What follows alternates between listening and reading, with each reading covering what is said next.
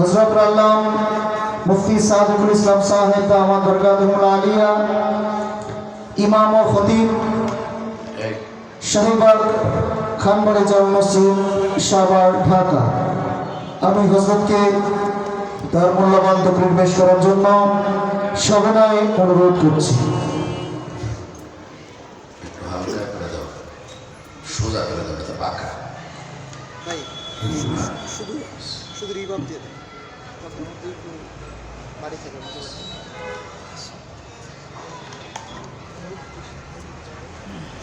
السلام عليكم ورحمة الله وبركاته الحمد لله نحمده ونستعينه ونستغفره ونؤمن به ونتوكل عليه ونعوذ بالله من شرور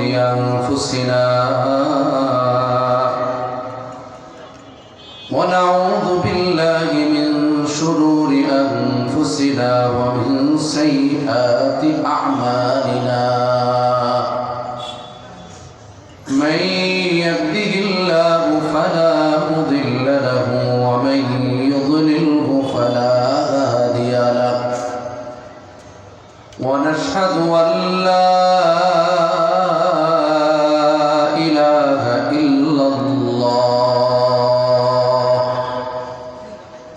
إلا الله وحده لا شريك له ونشهد أن سيدنا ومولانا محمدا عبده ورسوله صلى الله تعالى عليه وعلى آله وأصحابه وبارك وسلم تسليما كثيرا أما بعد فأعوذ بالله من الشيطان الرجيم بسم الله الرحمن الرحيم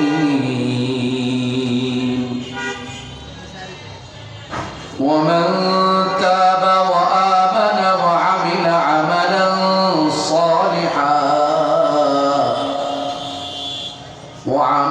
صالحا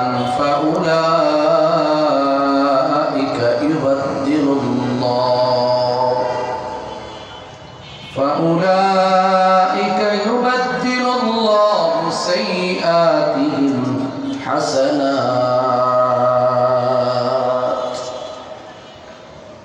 وقال النبي صلى الله عليه وسلم التائب من الذنب كمن لا ذنب له.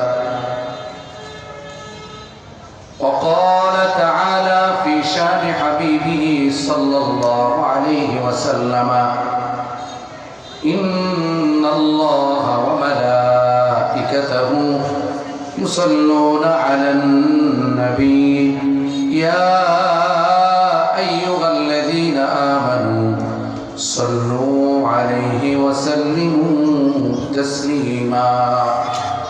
صلى الله تعالى عليه وعلى آله وأصحابه وبارك وسلم. الحمد لله. জামিয়া রহমানিয়া নূরে Medina এর হাফেজ ছাত্রদের পাত্রী প্রদান উপলক্ষে আজকের এই আইচা মাদ্রাসা ব্রিজ সংলগ্ন এই মাদ্রাসার বাৎসরিক ওয়াজ ও দোয়ার মাহফিলের সম্মানিত সভাপতি, অতিথিবৃন্দ,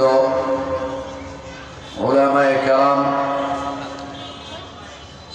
আমার সামনে উপবিষ্ট দিন দরদি মুসলমান ভাই ও বন্ধুগণ, পর্দার আড়ালে মা ও বোনেরা, দিল থেকে শুকরিয়া আদায় করি রব্বুল আলামিনের যে আল্লাহ আমাদেরকে ঈশার নামাজের পরে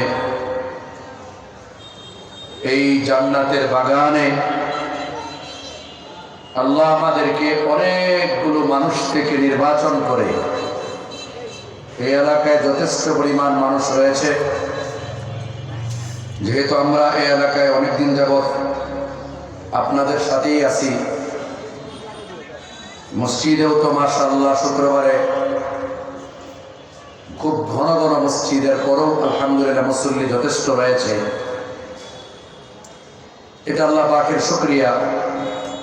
তো আল্লাহ অনেকগুলো মানুষ থেকে আমাদেরকে অল্প কয়েকজন মানুষকে আল্লাহ নির্বাচন করে পছন্দ করে আল্লাহ আমাদেরকে এই জামিয়া রহমানিয়া নূরে মদিনা মাদ্রাসার মাহফিলে আল্লাহ আমাদের আসার বসার কোরআন হাদিসের কিছু আলোচনা শোনা ও বলার আল্লাহ তৌফিক দান করেছেন। এজন্য দিল থেকে শুকরিয়াতান বলি আলহামদুলিল্লাহ। একটু জোরে বলি আলহামদুলিল্লাহ। সংখ্যা কম হলেও যদি চিৎকারটা জোরে হয় তাহলে মানুষ আশপাশে যারা আছে মনে করবে সংখ্যা বাড়ছে। কি বলেন? এজন্য যে চিৎকারটা দিবেন জোরে। এই যে আলহামদুলিল্লাহ বললাম, কি পরিমাণ যে লাভ! আল্লাহু আকবার। একবার আলহামদুলিল্লাহ বললে আল্লাহ এই আসমান জমিনের মধ্যবর্তী খালি জায়গা কতটুকু কেউ জানেন? কোন বিজ্ঞান আজ পর্যন্ত মাপতে পারে নাই। কোন সায়েন্স বিজ্ঞানী সায়েন্সম্যান আজ পর্যন্ত এমন কোন মেশিন এমন কোন যন্ত্র আবিষ্কার করতে পারে নাই, আবিষ্কৃত হয় নাই যারা একথা বলতে পারে যে জমিন থেকে আসমানের দূরত্ব কত আর মাঝখানে ফাঁকা জায়গা কত। কেউ বলতে পারে না। পারে? আল্লাহ বলেন এটা আমি জানি যে ফাঁকা জায়গা কত, কারণ বানাইছে কে?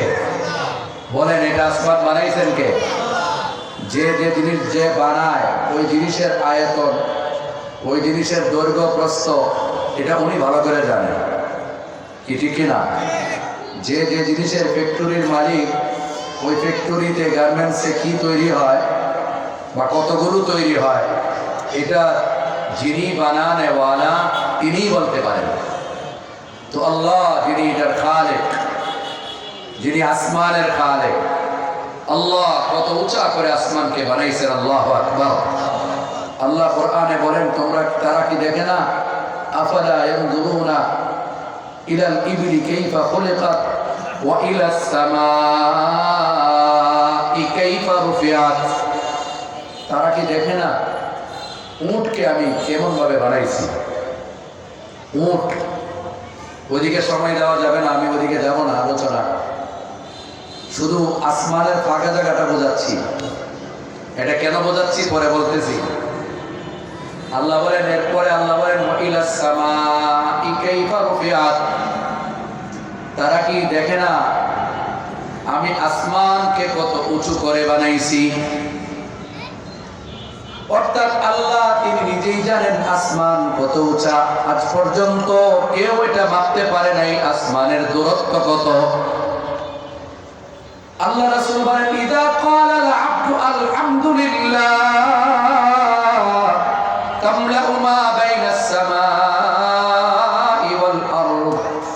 আল্লাহ রাসূল বলেন যখন কোন মানুষ, যখন আমরা আপনারা যখন একবার আলহামদুলিল্লাহ বলি, আল্লাহ রাসূল বলেন বুখারী মুসলিম শরীফের হাদিস, আল্লাহ রাসূল বলেন বান্দা আলহামদুলিল্লাহ বলবে 1 সেকেন্ড লাগে মাত্র।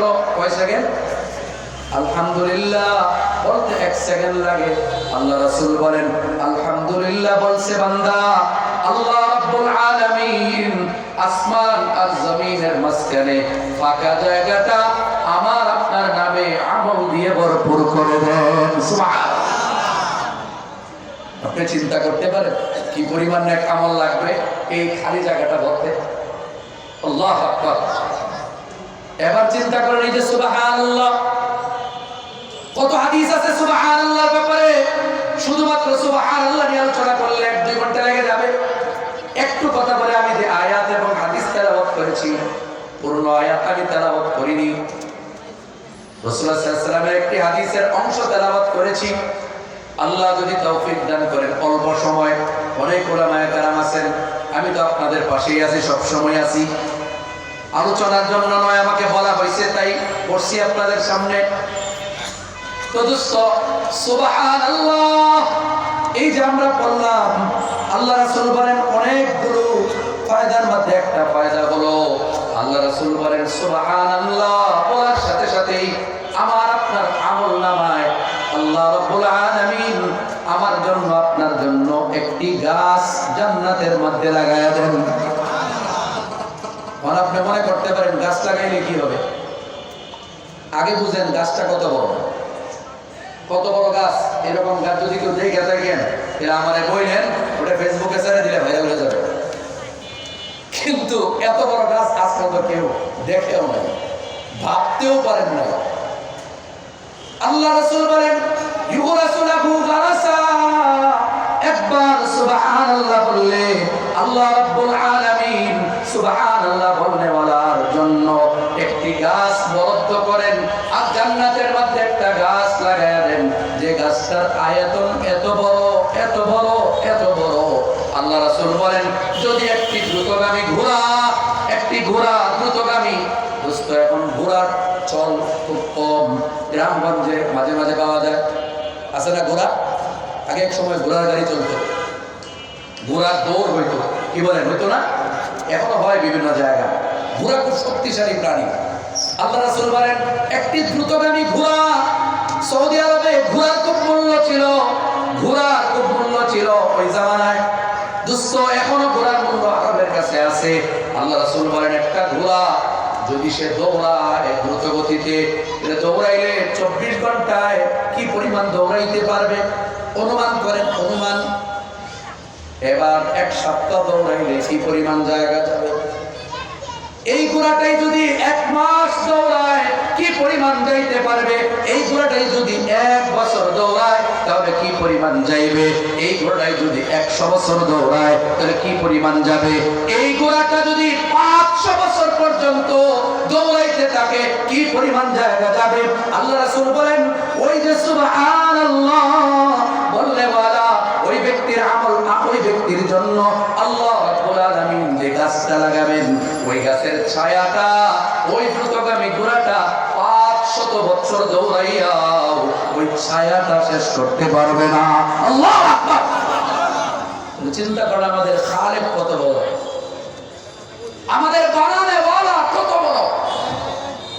আল্লাহ বলে তোমরা একটু চিন্তা করে দেখো আসমান কত বড় করে বানাইছি আমি, তো অনুমান করো আমি কত বড়, আমি জমিনকে কত বড় করে বিছাইছি, একটু চিন্তা করে দেখো আমি কত বড়। প্রথম আসমানের তুলনায় দ্বিতীয় আসমান বড়, দ্বিতীয় আসমানের তুলনায় তৃতীয় আসমান, এভাবে চতুর্থ, এভাবে পঞ্চম, এভাবে ষষ্ঠ, এভাবে সপ্তম, প্রত্যেকটা একটার তুলনায় আরেকটা বড়। এরপরে আল্লাহ এরকম বড় বড় মাখলুক কত বানাইছেন সীমা নাই। ফেরেশতাদেরকে আল্লাহ বানাইছেন বড় বড়, এমন এমন ফেরেশতা আছে আল্লাহু আকবার। আল্লাহ রাসূল বলেন আরে এত বড় ফেরেশতা, আল্লাহু আকবার, যে ফেরেশতার মাথার উপর যদি সমস্ত নদী নালা পুকুর এই সমুদ্র এত যত পানি আছে, কি পরিমাণ পানি? আচ্ছা বাংলাদেশের চতুর্দিকে তো সমুদ্র, কি বলেন? সারা বিশ্বের মধ্যে স্থলভাগ এবং জলভাগ মিলাইলে 3 ভাগ জলভাগ, 1 ভাগ স্থলভাগ। আল্লাহ রাসূল বলেন যদি জলভাগের সব পানি আইনা একজন ফেরেশতা আল্লাহ পাকের এত বড় আছে, এত বড় যে সমস্ত পানি যদি তার মাথায় ঢেলে দেওয়া হয় মাথাটা ভিজা কানের লতি পর্যন্ত আসবে না। আল্লাহ তো অনুমান করেন তো কত বড়, বডি তো রয়ে গেছে।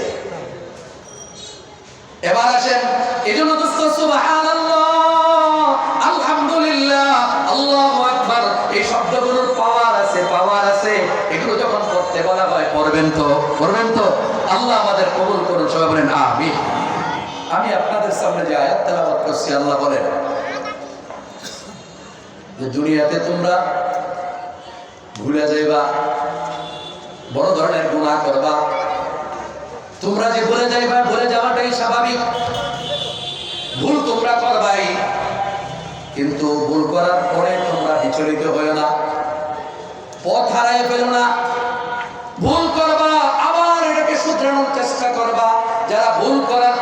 শুধরায়, নিজেকে শুধরিয়ে ফেলে, ওই লোকটা ভালো মানুষ। আর যে ভুল করে কোনোদিন শুধরানোর চিন্তা করে না, ও কখনোই ভালো মানুষ হতে পারে না। ঠিক কিনা? যে ভুল করছে কিন্তু ভুল শুধরায় আছে, ও ভালো মানুষ। আর যে ভুল করে কিন্তু ভুল এটাও সে স্বীকার করে না। এরকম অনেক মানুষ আছে কিন্তু ভুলকে ভুলই মনে করে না। তো এইরকম মানুষকে আল্লাহ রাব্বুল আলামিন পছন্দ করেন না, ও শয়তানের কাছে থাকে। আল্লাহ বলেন, মান তাবা ওয়া আমানা ওয়া আমিলা আমালান সালিহা।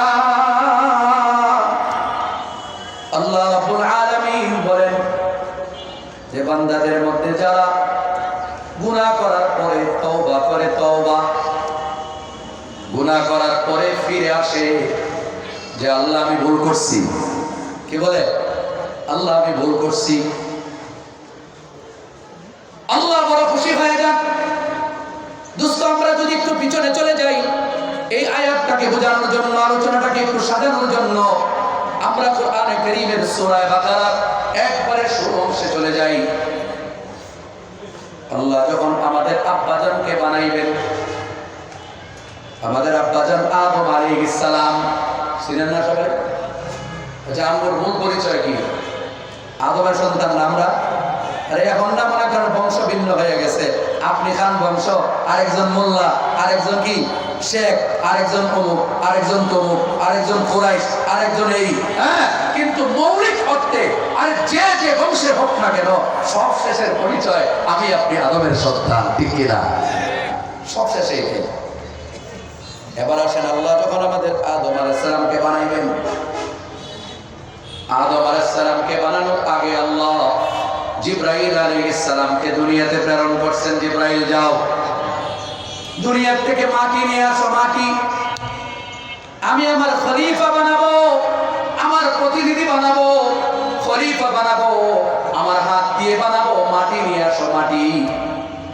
জিবরাইল আলাইহিস সালাম মাটি নিতে আসছেন। মাটি প্রথমত যেতে চায় নাই। কেন চাই নাই এটা পরে যাবো, এটা বলার সুযোগ নাই। হযরত জিবরাইল আলাইহিস সালাম পরের বার গিয়ে বিভিন্ন জায়গা থেকে মাটি আইনা দিলেন। আল্লাহ রাব্বুল আলামিন আমাদের আব্বাজানকে সব ধরনের মাটি দিয়া মিশ্রিত করে মাটি দিয়ে একটি এরকম বডি বানাইলেন, জিসিম বানাইলেন। আল্লাহ রাসূল বলেন, তোমাদের আব্বাজানের শরীরের মধ্যে, আমগোর আব্বাজানের শরীরের মধ্যে লাল মাটিও ছিল না? ছিল না? কি বলেন সাভারের মানুষ? লাল মাটি ছিল না? আরে ছিল কিনা এটা পরে বলতেছি, রাসূল হাদিস শুনেন। কালো মাটি আছে মাটির মধ্যে, সাদা মাটি আছে না, নরম আছে না, শক্তও তো আছে। আল্লাহ রাসূল বলেন, তোমাদের আব্বাজানকে আল্লাহ সব ধরনের মাটি দিয়ে বানাইছেন, যে কারণে ফীকুমুল আহমার ওয়া ফীকুমুল আসওয়াদ ওয়া ফীকুমুল আবিয়াদ। রাসূলুল্লাহ বলেন, তোমাদের আব্বাজানের শরীরের মধ্যে লাল মাটিও ছিল, কালো মাটিও ছিল, সাদা মাটিও ছিল, নরম মাটিও ছিল, শক্ত মাটিও ছিল। আল্লাহ রাসূল বলেন, এই কারণেই তোমাদের মধ্যে কেউ লাল বর্ণের, আল্লাহু আকবার, তোমাদের মধ্যে কেউ লাল বর্ণের, আবার তোমাদের মধ্যে কেউ কালো বর্ণের। কি মনে করেন আফ্রিকা যায় অবস্থা রাখি? কি বলেন কালো কেমন? ও কালোর মধ্যে যে বেশি জ্বালা, হ্যাঁ তাদের মধ্যে সবচেয়ে ভালো সুন্দর, মানে কালোর মধ্যে যে সবচেয়ে বেশি কালো হয় আফ্রিকায়, এরা হলো তাদের মধ্যে সুন্দর। সুবহানাল্লাহ, চিন্তা করতে, যত বেশি কালো হইব তারে কয় বেশি সুন্দর। তো আল্লাহ রাসূল বলেন, তোমাদের আব্বাজানের শরীরের মধ্যে কালো মাটিও ছিল, এই কারণে আমাদের ভাইদের মধ্যে কেউ কালো। আল্লাহ রাসূল বলেন, তোমাদের মধ্যে আবার কেউ সাদা বর্ণের হও, কারণ তোমাদের আব্বাজানের শরীরের মধ্যে সাদা বর্ণের মাটিও ছিল, এই কারণে ওয়াফিকুমুল আবিয়াদ, তোমাদের মধ্যে কেউ সাদা বর্ণের হও। আল্লাহ রাসূল বলেন, ঠিক এমনি ভাবে মাটির মধ্যে যেমন নরম আবার শক্ত, বলে তোমাদের মধ্যে অনেক মানুষের মেজাজ খুব নরম হয়, আছে না? কিছু মানুষ খুব নরম প্রকৃতির, আবার কিছু মানুষ খুব গরম, সামান্যতেই চাইতে যায়, আছে না? সামান্য কিছু হলে চেষ্টা যায়, হ্যাঁ কি করছো মানে কি জেরতানি না এসে বেশি কর। মানুষটা মাত্র 3.5 রাগ করে 10 হাত, কি বলেন আছে না? ক্ষমতা আত্মানি দেখায় আত্মানি। হ্যাঁ, আল্লাহ রাসূল বলেন যেখানে তোমাদের মধ্যে কেউ খুব নরম প্রকৃতির আবার খুব শক্ত প্রকৃতির, কারণ তোমাদের আব্বা জানেন শরীরের মধ্যে ওই মাটির মধ্যে নরম মাটিও ছিল আবার এরকম শক্ত মাটিও ছিল। এবার আল্লাহ আমাদের আব্বা জানকে মাটি দিয়ে তৈরি কইরা বছরকে বছর রেখে দিয়েছেন। এটার মধ্যে পানি লাগছে, সূর্যের আলো লাগছে, আল্লাহ যেভাবে চাইছেন এটা পচছে, গলছে, গন্ধ হয়েছে। আল্লাহ যখন চাইলেন যে আমাদের আব্বাজানকে একটা সূরত দান করবেন, এবার সুন্দর করে আল্লাহ নিজ হাতে বানাইয়া আল্লাহ ওয়া নাফাখা ফীহির রূহ। শুক্রবার দিন, কিবার দিন? শুক্রবার, খুব ভালো একটা দিন। আল্লাহ রাসূল বলেন এই শুক্রবারে তোমার আব্বাজানের বডির মধ্যে আল্লাহ আত্মা ফুঁকে দিয়েছেন, সুবহানাল্লাহ। এই শুক্রবার দিন আদম আলাইহিস সালামকে আল্লাহ জান্নাত থেকে দুনিয়াতে প্রেরণ করছেন। এই শুক্রবার দিনেই আবার আমাদের আব্বাজানকে আল্লাহ দুনিয়া থেকে নিয়ে গেছেন। এই শুক্রবারেই আবার দুনিয়াকেও আল্লাহ খতম করে দিবেন। এই শুক্রবার বিরাট এক ফজিলতের দিন শুক্রবার। আল্লাহ রাসূল বলেন এই শুক্রবার দিন তোমাদের আব্বাজান আমাদের আব্বাজানের শরীরের মধ্যে আল্লাহ আত্মা ফুঁকে দিলেন। আত্মা ফুঁকে দেওয়ার পরে এবার একটা সুন্দর রক্ত পুষতে মিশ্রিত একটি বডি হয়ে গেছে, ভিতরে হাড্ডি আল্লাহ দিলেন। আল্লাহ বললেন আদম বানাইলাম তো, যাও জান্নাতে যাও। আল্লাহ আদম আলাইহিস সালামকে জান্নাতের মধ্যে থাকতে দিলেন। আদম একা না দুইজন? বলেন একজন না দুইজন? একা তো, আর তো কেউ নাই। আদম আলাইহিস সালাম জান্নাতে একা, ভালো লাগে? একা কি ভালো লাগে? কি বলেন যারা বিবাহিত, একা ভালো লাগে? অবিবাহিত বুঝবো কি, এটা পরে বুঝবো। এটা খেলার আছে কি, এটা পরে বুঝবো। যারা বুঝছেন একা কিন্তু ভালো লাগে না। আচ্ছা, এখন আল্লাহ রাব্বুল আলামিন আদম আলাইহিস সালামকে জান্নাতে একা ছেড়ে দিলেন। জান্নাতটা ছোট, জান্নাত ছোট না? কত বড় কেউ দেখছেন কোনদিন? হ্যাঁ, অনুমান নেন, অনুমান। বুখারী মুসলিম শরীফের হাদিস, মুসলিম শরীফের 100 পৃষ্ঠার পরে আসছে।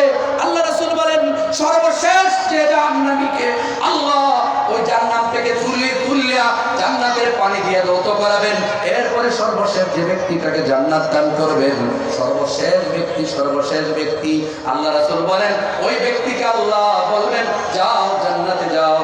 যায় দেখবে কি জানেন? জান্নাত ভরপুর, জান্নাত ভরে গেছে, জায়গা নাই। ও দৌড়াই আসবে, বলবে আল্লাহ আমার লাগে ঠাট্টা করেন, আনতা রব্বুনা, আপনি আমাদের রব আর আপনি আমার লাগে ঠাট্টা করতেছেন, জান্নাত তো জায়গাই না। বুঝলেন নাই?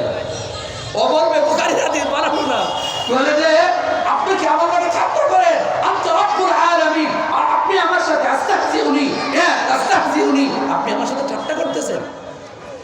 আল্লাহ বলবেন আচ্ছা জান্নাত ভরে গেছে, তোর জায়গা লাগবো, এদিকে আয়, যা ওরা মিথলু, এই জান্নাতে যে পরিমাণ জায়গা, এই পরিমাণ এরকম জায়গা তোকে দিয়ে দিলাম, সুবহানাল্লাহ। ও খুশিতে দৌড় দিব। আল্লাহ ফেরেশতাকে বলবেন ডাক দিয়ে থামাবে। জাহান্নামী হলে কেবল জাহান্নাম থেকে উঠে আসছে, সে মনে করবো মনে হয় আমার এখন খবর আছে, কথা বলতেছেন না, যাওয়া শুরু করছে তোর দিয়া। আল্লাহ ডাকে কথায় না যাবো, মনে কি ভাববো জানেন? আল্লাহ জানে, এখন না জানি কি হয়। আল্লাহ ডাক দিয়ে বলবেন কিরে মিয়া ভয় পেয়েছো, চিন্তা করতেছো? তো চিন্তা করো না, তোমাকে যে জান্নাতটা দেওয়া হলো এটা তো আমি খুশিতে দিছি। তুমি জানো আমি রব্বুল আলামিন, আমি গফুরুর রহিম, আমি মালিকুল মুলক, আমার ক্ষমতার সীমা নাই, আমার কত কিছুর সীমা নাই। যাও আমি খুশি হয়ে তোমার জন্য তোমাদের দুনিয়ার 10 দুনিয়া পরিমাণ জান্নাতের আয়তন তোমাকে দিলাম। এটা যদি সর্বশেষ ব্যক্তিটা হয়, এবার চিন্তা করেন যে আবু বকরের জান্নাতটা কত বড় হইব, বুঝেন নাই? তাহলে আবু বকর রাদিয়াল্লাহু আনহুর জান্নাত কত বড়, নবী রাসূলদের জান্নাত কত বড়, অনুমান করেন দোস্ত, অনুমান করেন। এত বড় জান্নাতের মধ্যে আল্লাহ রাব্বুল আলামিন আমরা আব্বা জানটা কেবল একজন বানাইয়া বাস ছেড়েছে। আচ্ছা বলেন তো, ব্যাগ আছে না, ব্যাগ কুয়ার মধ্যে পড়ে কি মনে করে? ও সমুদ্রত আছে, কি মনে করে? মনে করে কি যে আমি মনে সবচেয়ে বড় জায়গাতে আছে। অনুমান করেন না, অনুমান। আল্লাহু আকবার। আল্লাহ রাসূল বলেন, এবার আমাদের আব্বা জান একা একা ভালো লাগে না, এদিকে যায় একা কেমন যেন লাগে, কি যেন নাই। আল্লাহ রাব্বুল আলামিন আদম আলাইহিস সালামের উপর একটি সকিনা দিয়ে দিলেন, রহমত নিয়ে দিয়ে দিলেন। আদম আলাইহিস সালাম একটু তন্দ্রায় চলে গেলেন, একটু ঘুম হয়ে গেল। আল্লাহ কুদরতি ভাবে ঘুম পাড়াইয়া দিলেন আদমকে, আমাদের আব্বা জানকে। আদম আলাইহিস সালামের ঘুমের মধ্যে আল্লাহ কুদরতি ভাবে বাম পাজরের একটা হাড্ডি অপারেশন করে নিয়ে গেলেন। সুবহানাল্লাহ। ঘুমের মধ্যে অপারেশন হয়ে গেছে, টের পাওয়া যায় না। হইছে, এটা 100% বিশ্বাস করেন।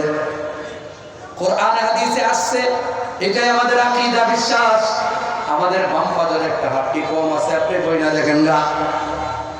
তো আমাদের আব্বা জানের ঘুমের মধ্যে আল্লাহ একটা হাড্ডি নিয়ে নিলেন, বাম পাজরের হাড্ডি দিয়া আল্লাহ কুদরতি ভাবে আমাদের আম্মা জানকে বানাইয়া খুব সুন্দর করে বানাইছেন। আদম ছিলেন না, ওনার সাথে পরিচয় নাই। হাওয়া আলাইহিস সালামও ছিলেন না আদমকে। আল্লাহ বানাইয়া, আদম তো এখন ঘুমের মধ্যে আছে, আল্লাহ বানাইয়া সুন্দর কাপড় পরাইয়া, সাজসজ্জা করাইয়া, সুগ্রাম আতর বাসনা লাগাইয়া, কথা বুঝতেছেন না, লাগাইয়া সব কিছু কইরা আল্লাহ আদমের মাথার কাছে বসাইয়া দিয়েছেন। একটু পরে আল্লাহ চাকি দিয়েছেন, ঘুম ভেঙে গেছে, বুঝেন নাই? ঘুম ভেঙে উঠে দেখে, এই তুমি কে? মা নামতি, তুমি করতে আইছো? মিনাই নামতি, করতে আইছো? বাড়ি কই? তোমার নাম কি? মাসমুক। তোমার নাম কি? মিনাই নামতি, তুমি কোত্থেকে আসছো? মহিলা উঠে কয়, আমরা ছিলেন না, আমরা ছিলেন না। হায় হায়, কয় কি আপনি আমরা ছিলেন না? এই কথাবার্তা হইতেছে। আল্লাহ কয়, আদম তুমি জানো না আমি তোমার বডির থেকে হাড্ডি নিয়া তোমার স্ত্রীকে তৈরি করছি। সুবহানাল্লাহ। আল্লাহ রাব্বুল আলামিন নিজে বিয়ে পড়াইয়া দিলেন। সুবহানাল্লাহ। এবার আল্লাহ বললেন, বিয়ে শাদী হয়ে গেছে। এবার আল্লাহ বললেন কোরআনে কারীম, আল্লাহ বললেন, ইয়া আদম আনতা ওয়া যাওজুকাল জান্নাতা ওয়া কুলা মিনহা রাগাদান হাইথু শি'তুমা ওয়া লা তাকরাবা হাযিহিশ শাজারা ফাতাকুনা মিনাল যালিমিন। আল্লাহ বললেন, ইয়া আদম আনতা, ইয়া আদম উসকুন আনতা ওয়া যাওজুকা। আদম তুমি এবং তোমার বিবি, তুমি এবং তোমার স্ত্রী, তোমরা দুইজন এই জান্নাতে থাকবা, খাইবা। সুবিধা হইল প্রস্রাব পায়খানা নাই। সুবহানাল্লাহ। জান্নাত গেলে কেউ আগামটা ধরবো না, সুবিধা না? কি বলেন? এই যে জান্নাতে আমরা, আল্লাহ যদি আমাদের কবুল করেন, আমরা তো আশাবাদী, আমরা জান্নাতে যাবো, ঠিক কিনা? আশা তো করতেই হবে। মুমিন আশা রাখবে আল্লাহর কাছে জান্নাতে, জাহান্নামের ভয় করবে, এর নাম তো মুমিন। তো জান্নাতে গেলে প্রস্রাব পায়খানা নাই, সুবিধা আছে, খালি খাইবেন আর চলবেন। আল্লাহ বলে দিলেন, ইয়া আদম উসকুন আনতা ওয়া যাওজুকাল জান্নাহ, তুমি এবং তোমার বিবি জান্নাতে থাকবা, খাইবা দাইবা। ফাকুলা মিনহা রাগাদান হাইথু শি'তুমা, তোমরা দুইজন যা মনে চায় খাইবা, যেখানে মনে চায় ঘুরবা যাইবা। কথাটা বুঝতেছেন তো? যেখানে মন চায়, জান্নাত তো ছোটখাটো না, হ্যাঁ, আমগো সাভারের মতো নাকি? হ্যাঁ, কি বিশাল। আল্লাহ বলে দিলেন, যাও আমাদের এই সুশীল, তোমার যেখানে মন চায়, যা মনে চায় খাইবা, কিন্তু সাবধান, এই সতর্ক। এই একটা কথা আল্লাহ বললেন কোরআনে কারীম। আল্লাহ বললেন, কিন্তু তোমরা খাইবা দাইবা,